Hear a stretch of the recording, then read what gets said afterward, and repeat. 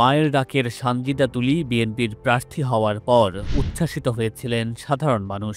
যেন বিএনপির সকল সমর্থক তার পক্ষে।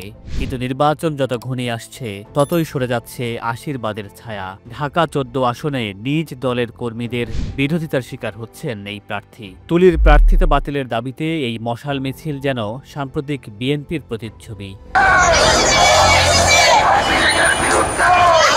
২০১৮ সালে ঢাকা ১৪ আসনে বিএনপির প্রার্থী ছিলেন দারুস সালাম থানা বিএনপির আহ্বায়ক S A Siddique Saju.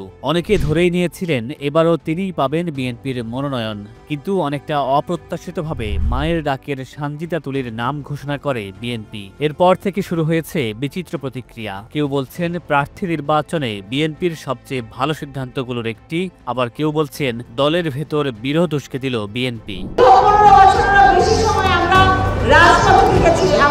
S A Siddique Saju এবং তার সমর্থকদের দাবি, সানজিদা তুলি মিরপুরের স্থায়ী বাসিন্দা নন।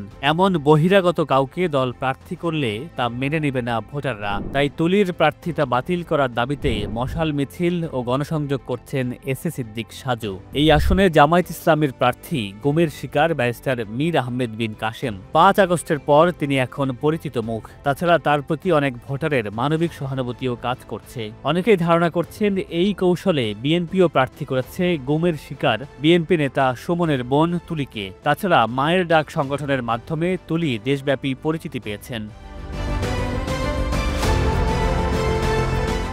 জামায়াতের হেভিওয়েট প্রার্থী ব্যারিস্টার আরমানের সঙ্গে এই আসনে বিএনপির হাড্ডাহাড্ডি লড়াইয়ের সম্ভাবনা রয়েছে। বিএনপির কৌশল শেষ পর্যন্ত সফল হবে কিনা তা এখনো অনিশ্চিত। তবে নির্বাচনের মাত্র ২ মাস আগে দলে এমন বিরোধ বিএনপির জন্য বড় আশঙ্কা। সানজিদা তুলি কি এই বিরোধ কাটিয়ে উঠতে পারবেন, নাকি বিএনপি প্রার্থী বদল করবে, তাই এখন দেখার বিষয়।